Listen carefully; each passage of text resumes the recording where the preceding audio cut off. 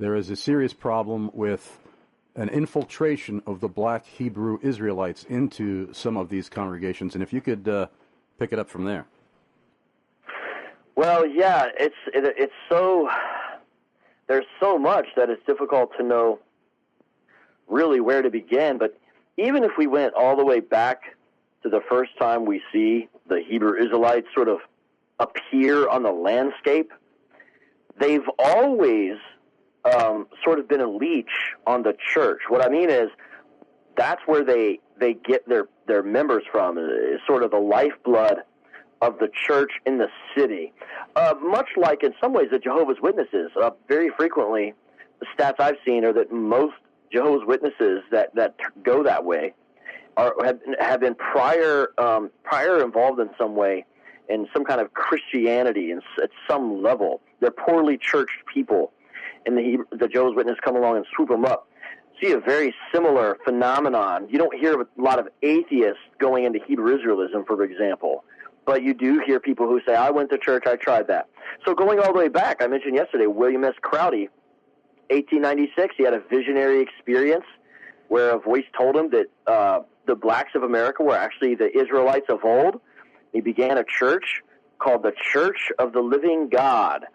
And that church is still around in some form or another. There's actually a couple different varieties of it, and you can look it up, and the sects still view William S. Crowdy as some kind of prophet because of this truth he brought forward.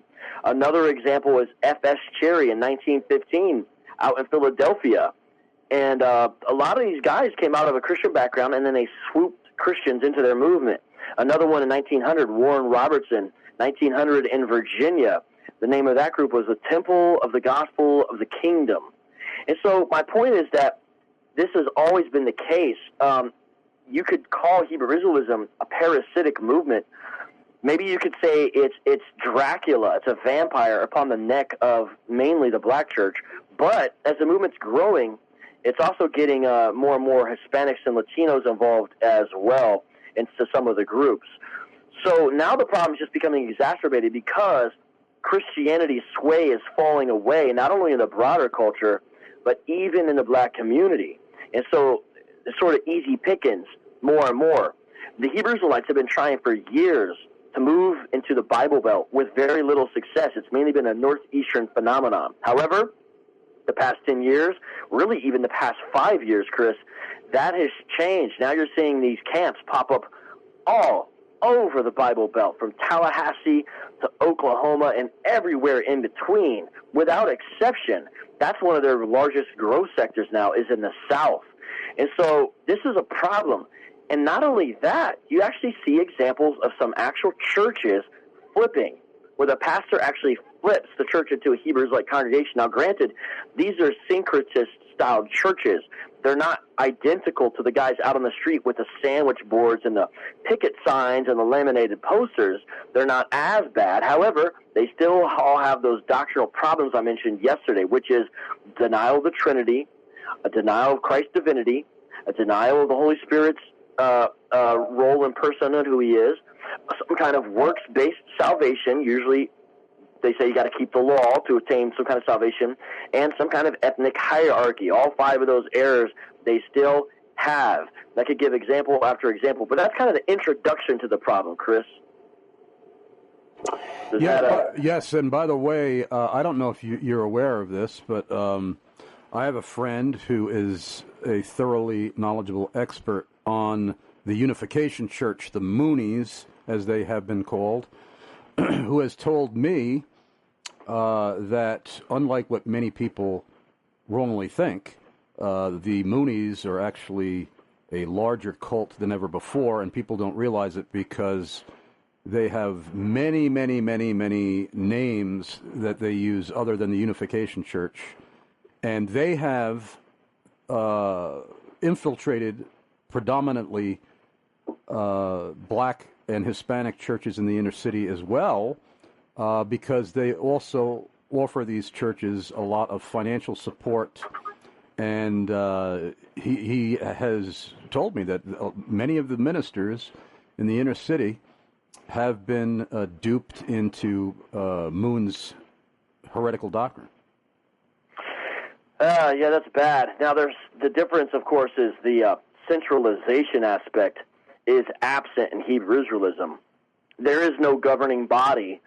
There is no central leader or authority. Now, each individual camp or church does have usually a very hierarchical authoritarian structure, but there's no kind of a pope of the Hebrew Israelites in any meaningful way.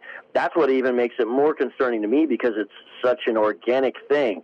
So let me give some examples. You could go online right now and look up a website called Straightway Truth, S-T-R-A-I-T, Way Truth. And there you'll see on the front page a large group of people, and you'll notice immediately there's a lot of kids present. You'll also notice that it's not all people of color. Clearly, it's almost half, people of color and half white folks. Now, how is that in a congregation that embraces Hebrew Israelism? Well, what happened there in Tennessee with the leader, whose name is Pastor Dowell, as he calls himself, who, by the way, teaches polygamy. And so, you kind of get an idea of what you're getting real fast there. But they're in Lafayette, Tennessee, and they have a couple branches throughout the United States, very prominent on the Internet. The reason is because not all the Hebrew Israelites teach that non-Israelites, as they see them, non-Israelites will be doomed to servant status or something like that. Some of them teach that you can be grafted in. And so Pastor Dowell's so-called ministry is an example of that. Now, prior to flipping into Hebrew Israelism, he was a charismatic Pentecostal leader. And the strange thing is, even though Hebrew Israelism is all over his videos, he still embraces very Pentecostal things, such as exorcism, and even talks about speaking in tongues and things like that. So it's syncretistic, and it tricks people who don't really know what's going on. One time, he mentioned me when he was speaking, and he said, Vocab likes to just quote the church fathers. Now, that's not true. That's not how we argue. But we do go into church history sometimes to show, for example, that Hebrew Israelism has no pedigree. And he said, I'll tell you who our church fathers are. Abraham, Isaac, and Jacob. That's our fathers. And so that's kind of the mentality that you have with Pastor Dowell. Often when he's doing this video, you see him in the background with an AR-15, and he'll be, talking some stuff about the law to keep the feast days, supposedly, or some kind of quasi-charismatic thing. And you can all see this right there on the website, and you might even understand why some people could get trapped into this. But that's an example. I don't know the date of when the Straightway group flipped over. All I know is ever since I've been on the scene, I've seen them around, and that's a very good example. It's not always the naked, raw, crass, street-styled Hebrew Israelism. And in fact, when it infiltrates the churches, it usually takes on a different form. Pastor Dowell's church there is a perfect example. That's one. I can give you more. Just let me know what you want me to do. Oh, yeah. You can continue to give us more. All right, because I like to give little pauses and breaks so people can ask questions or whatever they need to do. All right, another. Well, you're right. I might as well, since you said that, I might as well give out our email address. If you would like to join me on the air with a question for Vocab Malone on the Black Hebrew Israelites, our email address is chrisarnzen@gmail.com. CHRISARNZEN@gmail.com. Please give us your first name at least, your city and state of residence, and your country of residence if you live outside the USA. Only remain anonymous if your question involves a personal and private matter. Okay, pick up where you left off there. Awesome. Another great example is the Philadelphia Christian Church. They're also in a city called Lafayette, but they're in Louisiana, not Tennessee. And their group there, the Philadelphia Christian Church, is larger than Pastor Dowell's. And according to pastors that I've spoken to in the area, really is exhibiting some kind of influence in the area. And in fact, they're doing conferences called School of the Hebrews. They do all this School of the Hebrews stuff there.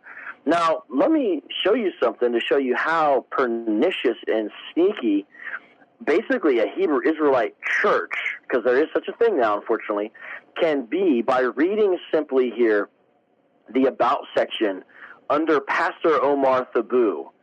That's the man who is the leader of this congregation. I'm going to I'm going to pick up right here because I think this might be of interest to your listeners. He began preparing for his calling by attending New Orleans Baptist Theological Seminary. In 2006, he accepted his calling to the ministry. Since 2007, Pastor Omar Thibeaux has shepherded the flock of Philadelphia Christian Church. Now, if you read the Bible, there's nothing in there about Hebrew Israelism in any way. There's none of the telltale signs immediately. And it's especially interesting that he went to a Southern Baptist seminary, the New Orleans Baptist Theological Seminary. That's a Southern Baptist school. Now, bless their hearts, it's a bastion of Arminianism, but nonetheless, that's where he attended. And yet, they do all this School of the Hebrew stuff that is Hebrew Israelism in every way. Now, it's very difficult to make out what a lot of these folks believe. What exactly is their Christology?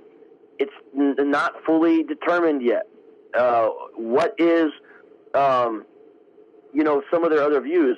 Still working that out. But it's a Hebrew Israelite group, and the pastors on the ground there that I've talked to really has showed strong concern. But let me just real quick show you the last couple of videos on the School of the Hebrews YouTube site, which has 28,000 subscribers, which is substantial. Hebrew cosmology, NASA is fake, never went to the moon.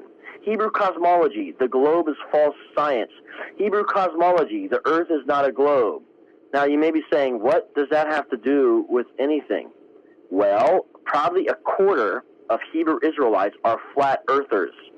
And so that's a dead giveaway, the flat earth stuff right there. But let me give you one more title just to show you. And if you went on this website, everyone, you'd be like, oh, he looks like a pastor. That looks like a podium. It has a cross on it. They've got flowers on the background. This looks very normal. But then you see this title that says 400 years. Time is almost up. An hour and 40-minute video. What's that all about? Well, let me tell you. How long were the children of Israel in Egyptian bondage the first time? Approximately 400 years. How long has there been black slavery in America? Approximately 400 years, because in Jamestown, in 1619, they brought some black slaves. What's the year next year? 2019. That's 400 years. Remember yesterday we learned about Deuteronomy 28:68, how they view America as the new Egypt? Well, if it's the new Egypt, there's going to be a new Exodus. That means at the 400-year mark, time is up. So you go on the website, but the thing is, I know this. A lot of Christians who might be impressed with his speaking and his unique approach to Scripture that seems very Hebrew-influenced, and they just like the name, School of the Hebrews, they might be impressed by this. But then they get sucked into Hebrew Israelism next thing you know. Very, very dangerous because it has soteriological implications, because none of these groups have a proper soteriology in any way. And Omar Thibeaux is another example. And all these ministries I'm telling you about, Chris, all of them appear to be growing. I've been kind of keeping tabs on them. I'm not saying I have numbers in my back pocket or something like that, but I could tell you by all the telltale signs they are clearly growing. Another example, and like I said, you can stop me if you want. I'm going to go more now to a couple of specific leaders or individuals. There's a guy named Ron Shields, Divine Prospect, he calls himself. That's really what he calls himself. He's actually dialogued briefly with Dr. James White and even attended one of his lectures, so they've met.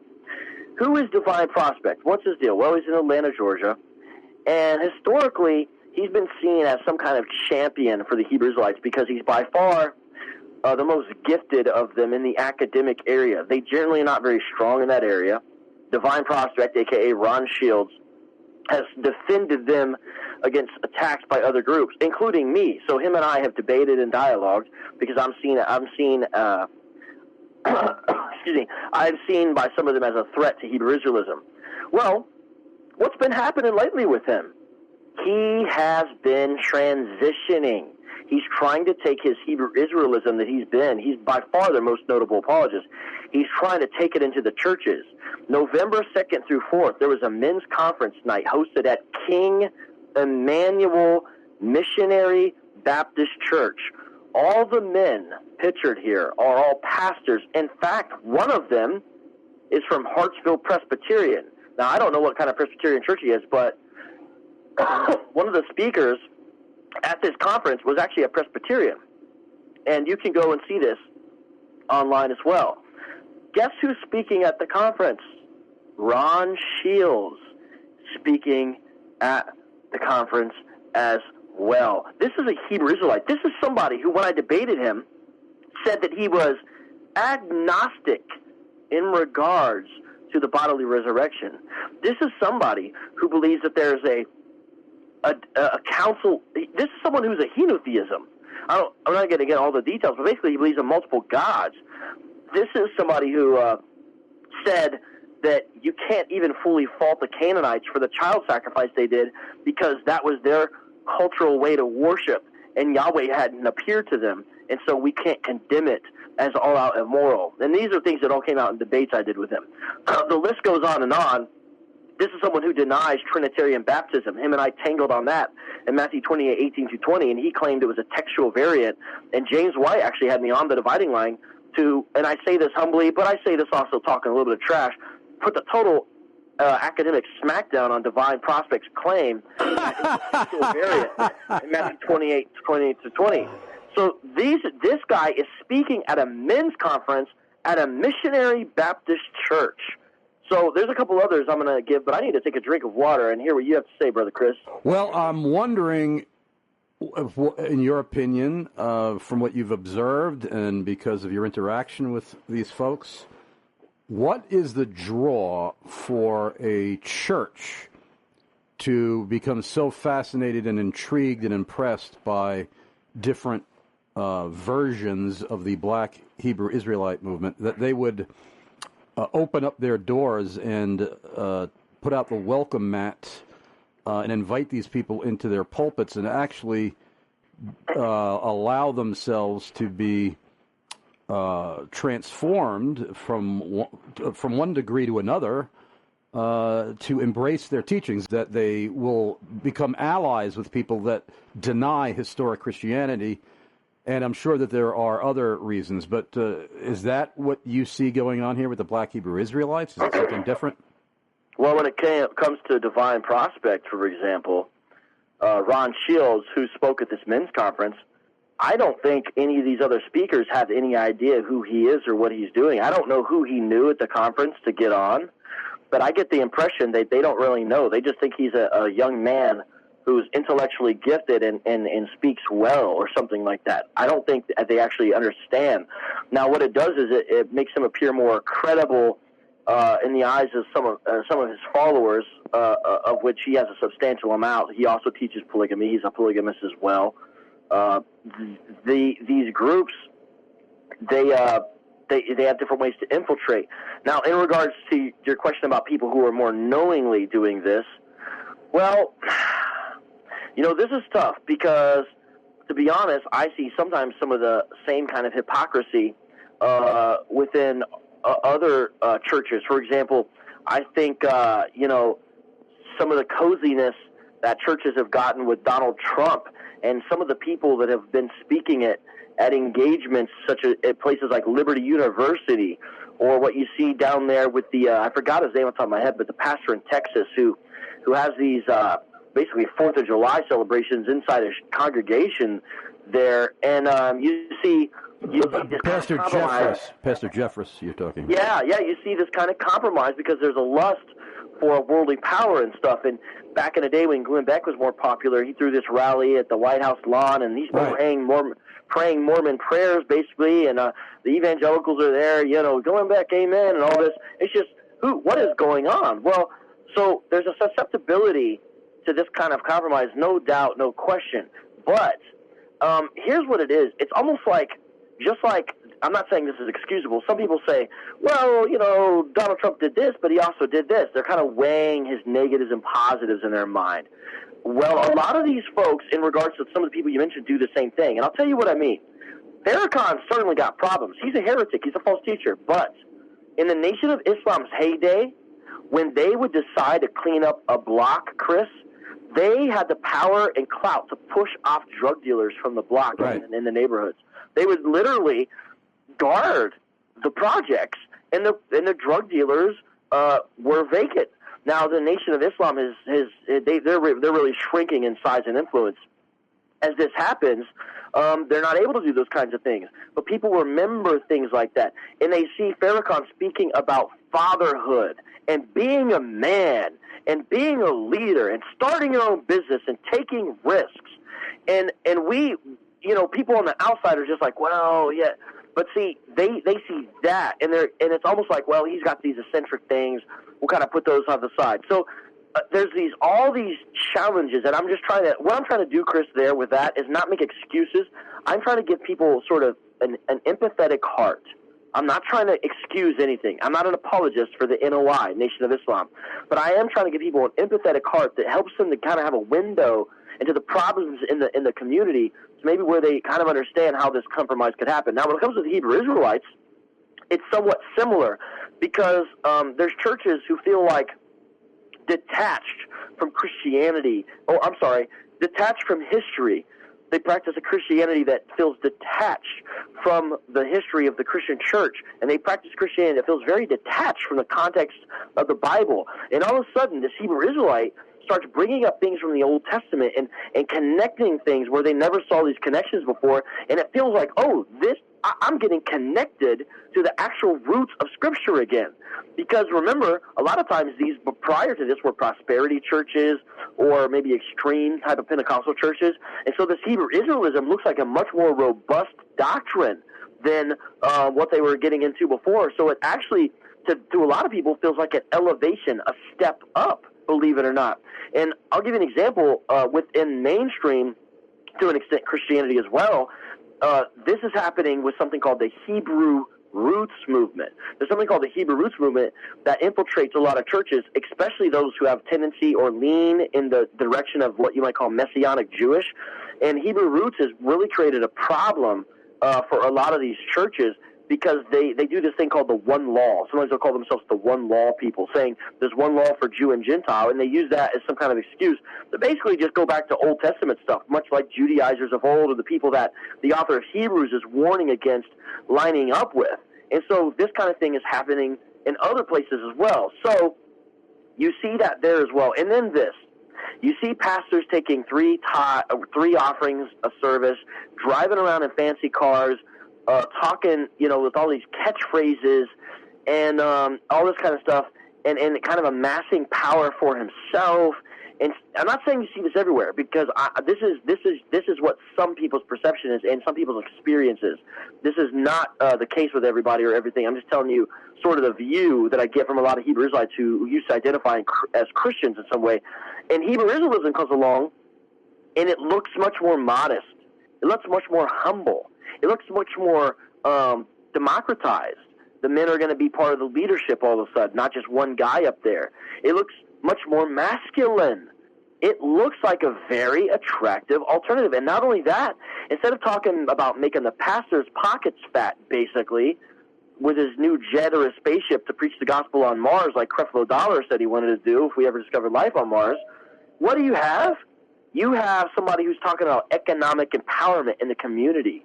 Somebody who's giving very practical instruction about child rearing in the community. By the way, I want to start a movement to send Creflo Dollar to Mars. I hope you'll join me on that.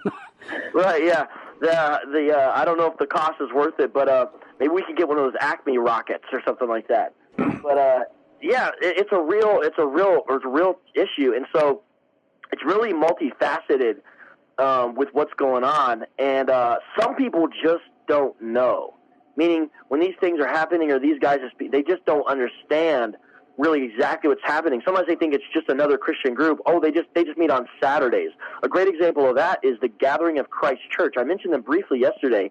In fact, if you could pick up on the Gathering of Christ Church when we return from our break.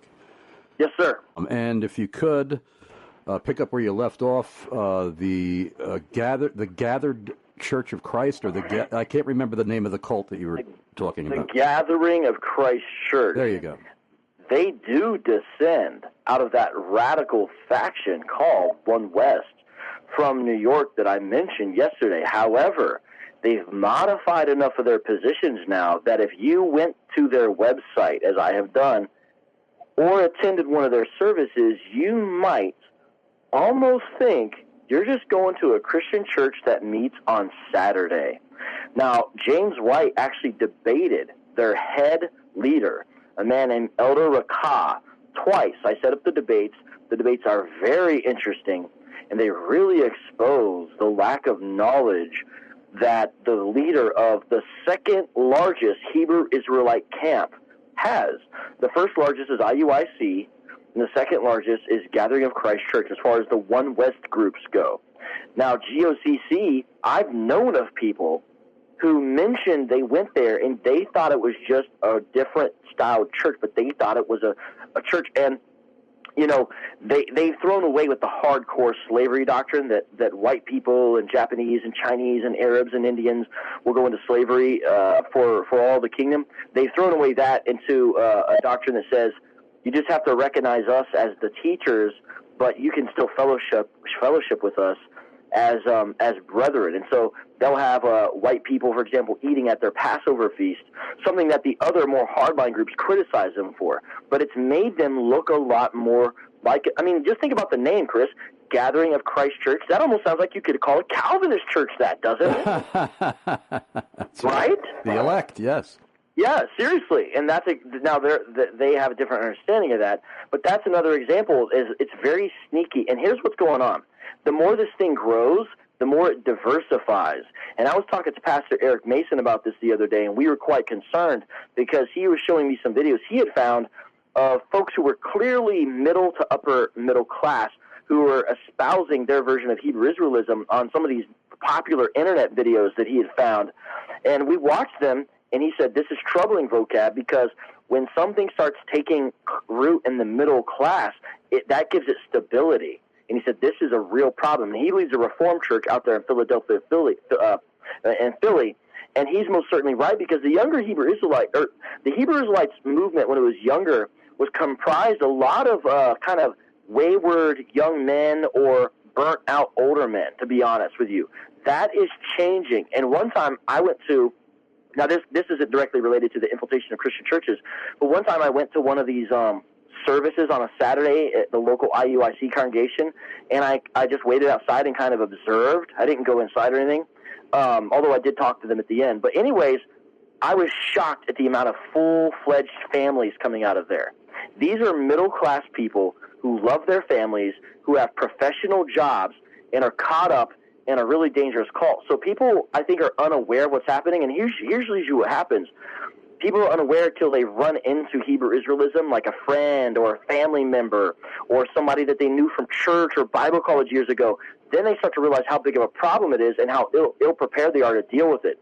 So I'm just trying to kind of lay the groundwork so people aren't caught off guard, because it's a growing, not a shrinking problem. No doubt about that. And let me tell you a very sad story now. This is a very sad story. I wanted to save the worst for last, Chris. There's a congregation that is a Reformed Baptist, Calvinist all the way, congregation in Florida.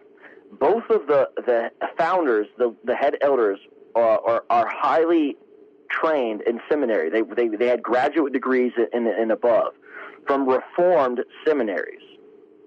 Now, both men were black, so it was a black Reformed leadership structure, but the congregation itself was about sort of half and half. It was a very diverse, wonderful, beautiful congregation down there, right? Well, slowly but surely, the main, kind of the lead elder, he started kind of taking in some Hebrew Israelism doctrine.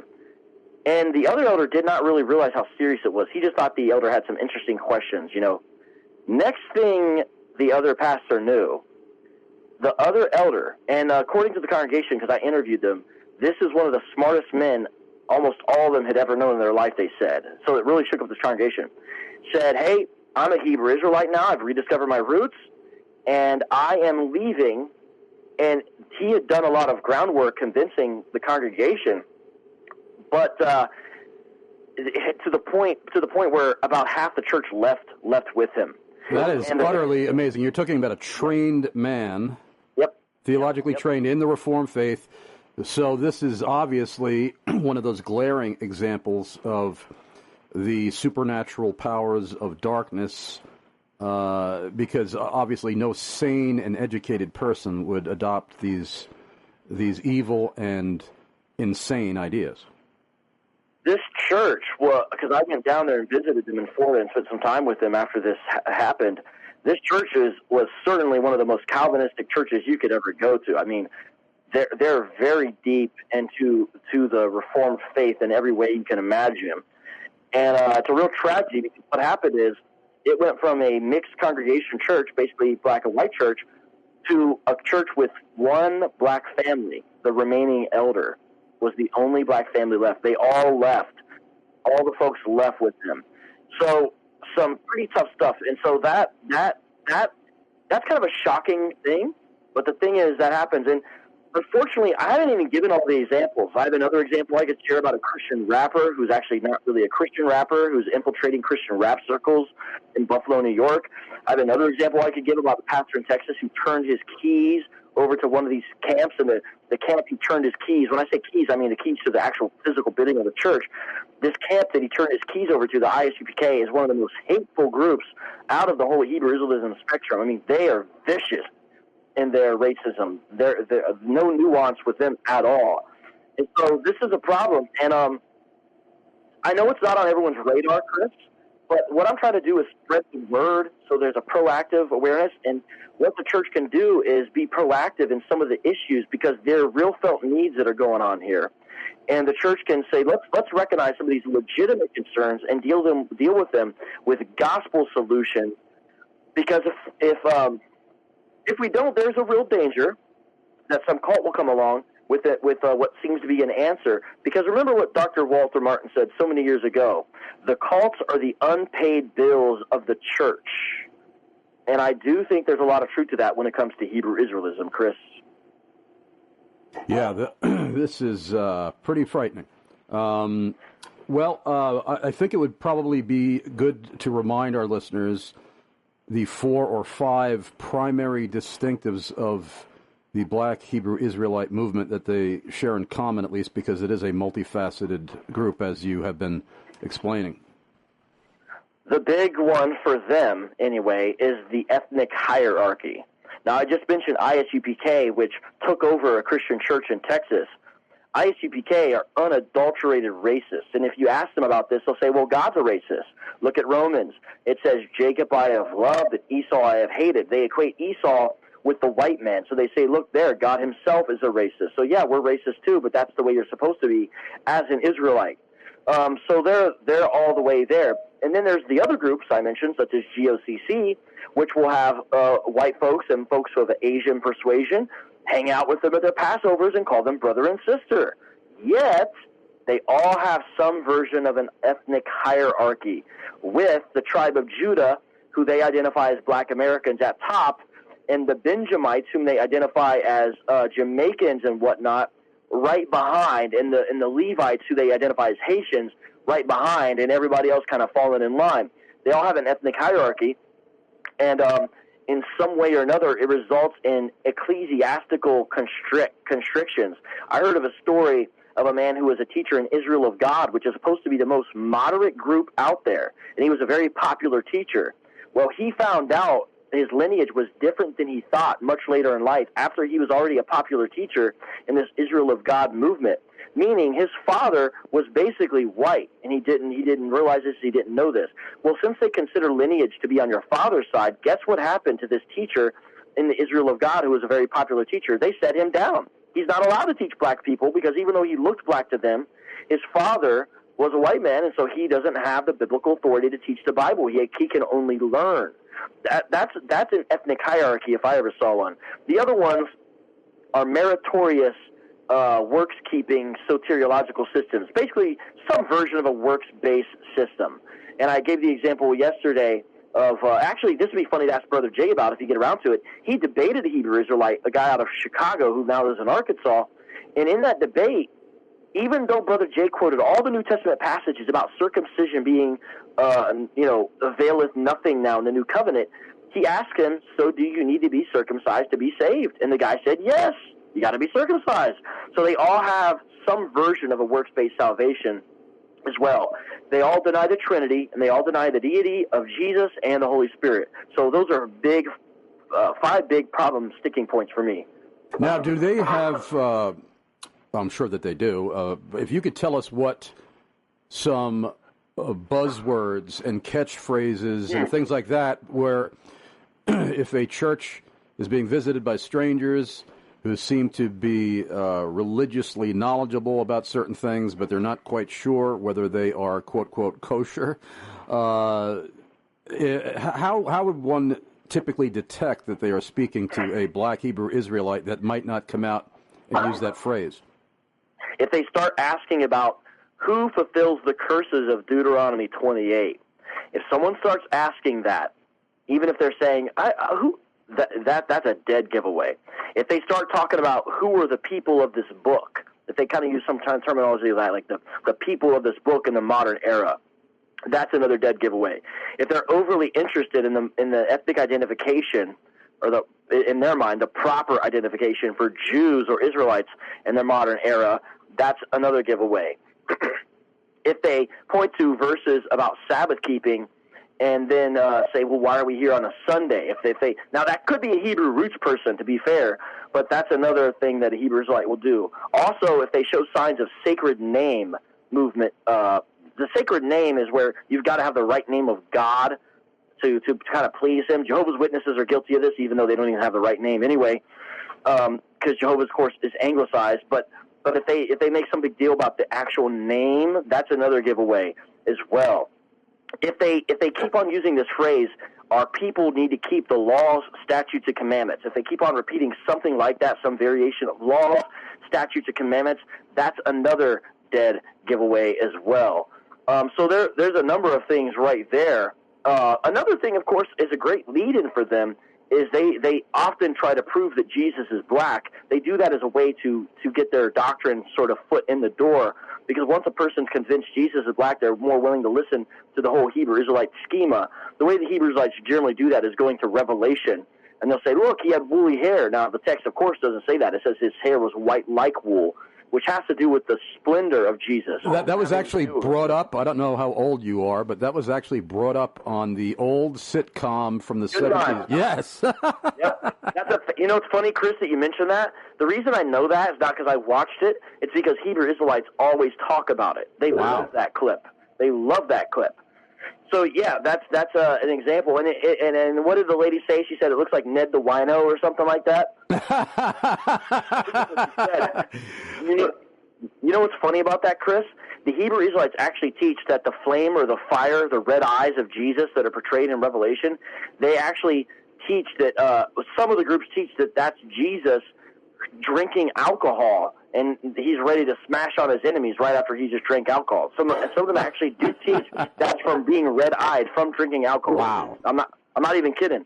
So those are some dead giveaways when you start hearing stuff like that. If they use a peculiar version of Hebrew, so, for example, Yahweh for Jesus and Yahweh for God, if they start using that, that's their own special language. That's another giveaway. If they ask you who you are on your father's side, and then based upon what you say, for example, if you say, well, I'm a Native American, and they say you're the tribe of Gad, because I don't know if people recognize, but a lot of these groups actually accept Native Americans on their 12 tribes chart. So if they ask what your ethnicity is and then assign you a specific tribe, that's a real dead giveaway. So there's some of them. Well, I want you to give our listeners all of the contact information, your YouTube channel and all that, where they can start hearing you teach and how they can communicate with you, etc. Awesome. Well, the main place I'm active is on YouTube, youtube.com/Vocab Malone. I go live at least twice a week on a show called Backpack Radio Live, where I interact with listeners, and lately we've been having upwards of 150 people on the live stream at once. We just hit 10,000 subscribers, so as long as YouTube doesn't shut us down, which eventually they will, in the meantime, we're going to make best use of it on there, because it's a way people are learning, unfortunately, actually, more and more these days. So that's the main place.